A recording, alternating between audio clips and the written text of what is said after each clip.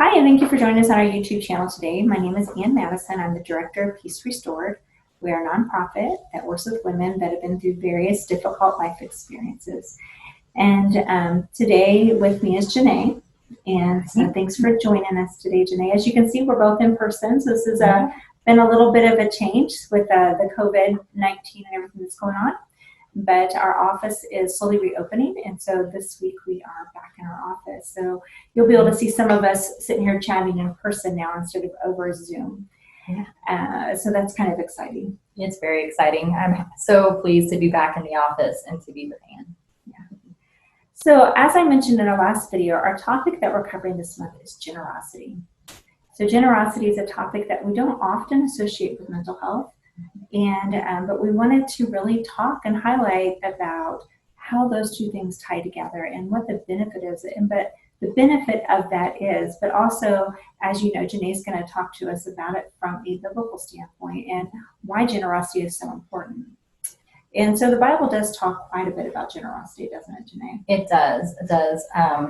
Was not hard pressed with this one to find stories about generosity in the Bible. It is prevalent through the Old Testament, the New Testament, all of it. So you can find generosity all throughout the Bible. But to understand how generosity plays out in the Bible, I think we have to have a change in perspective a little bit about what generosity is to us now and how it played out in the Bible for us. So I think a lot of you can relate to generosity, thinking in the terms of saying you're going to somebody's house and they are hosting a dinner and you are one of their guests, and it is their generosity that the food, the drinks, the whatever entertainment, they're taking care of you in that time. So we need to try to think about that in the terms of God is our host, and we are his guests. And that is how it originally sort of played out in the very beginnings of the Bible. There are some issues with that, however. Yeah, because we don't experience our world like that. So things happen, and we don't experience a world where God is the host and we are the guests, and it's all perfect, and we get served our dinner, and we have our drink, and we have coffee and play cards or do whatever you guys do at a dinner. We experience a broken world where we have poverty, violence, and evil. So that complicates it. It does, doesn't it? So it causes this skewed probably version of what we think generosity should be too. Yeah. And it makes us afraid.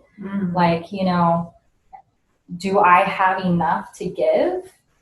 If I give to them, will I be able to survive? Because when we're in a world where there aren't a whole bunch of people who can, turn around and say, here, take mine, then we get worried,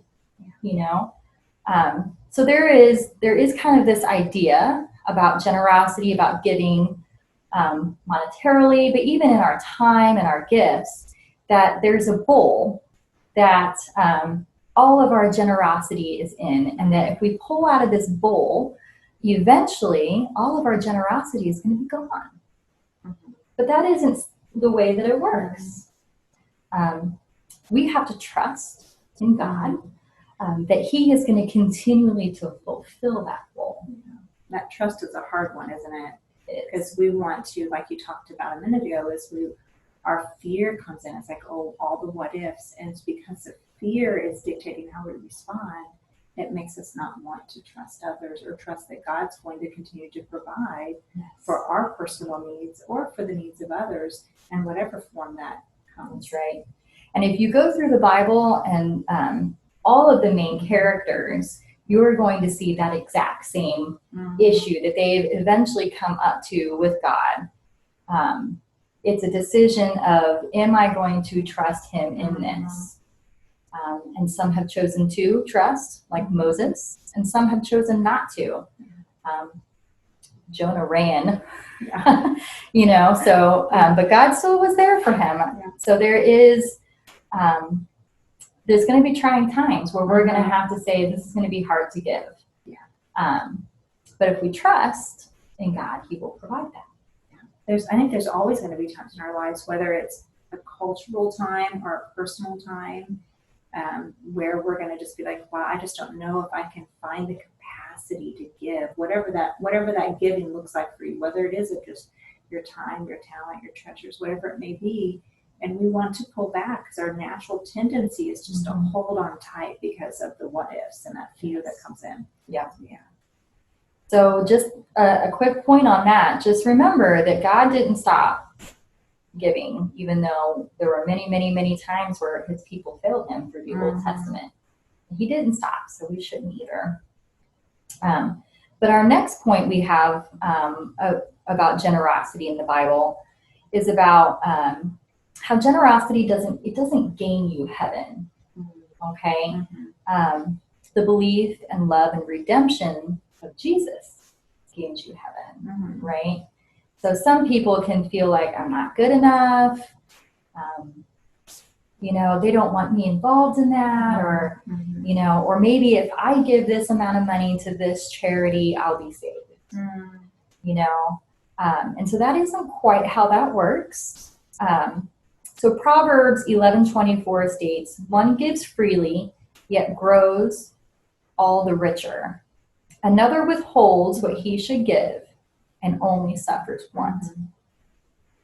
So it is very important where our hearts are in the middle of this.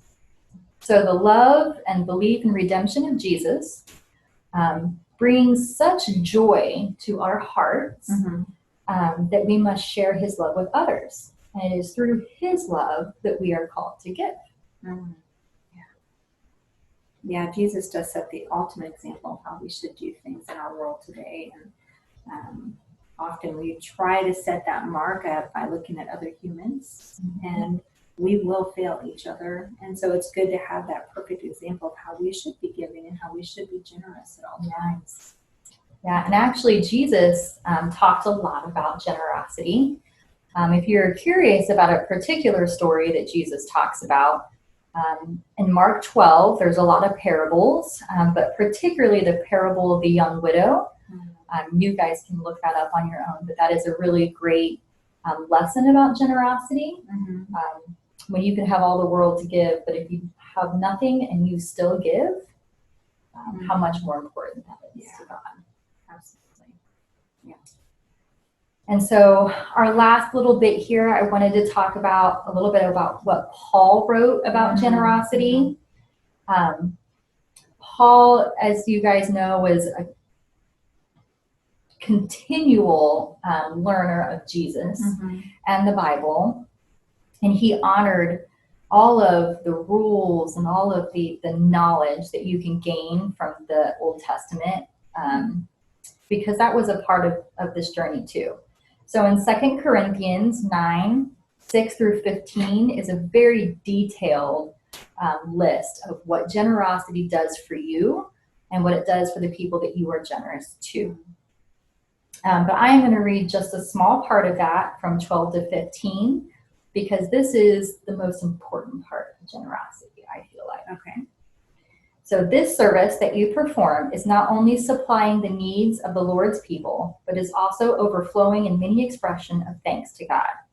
Because of the service by which you have proved yourselves, others will praise God for the obedience that accompanies your confession of the gospel of Christ, and for your generosity in sharing with them and everyone else.